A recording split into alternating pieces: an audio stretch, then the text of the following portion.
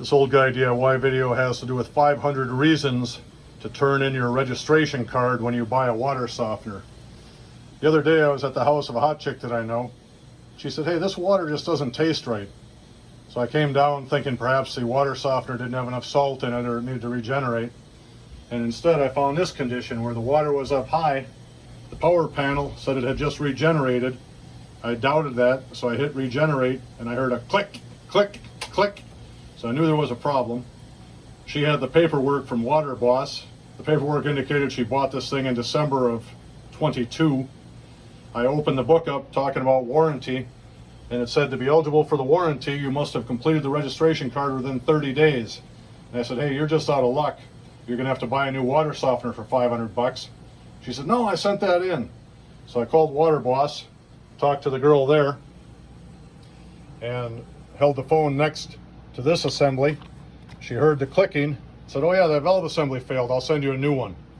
So the valve assembly retails for 180 bucks online if you had to buy it alone. Today is Monday. The new valve assembly just showed up via UPS. So I'm over here to install this. We'll see if we can get some soft water back in action for this hot chick. There's a large O-ring in the package that had to be mounted around this diameter. There was a small O-ring that goes around this little orifice. I'll mount the motor on there, and then that thing just gets inserted into this hole from the side. The old motor is in place. Now it's just a matter of inserting this unit back into the softener. I installed the valve assembly. There's no leakage. I reinstalled the controller, plugged it in.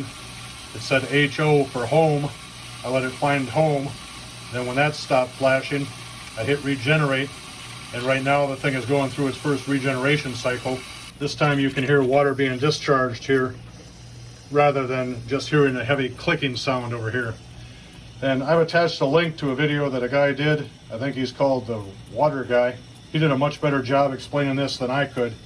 So if you'd like to see the detail of how to replace this unit, please watch his video link below. If you haven't subscribed, please do, and thank you for watching.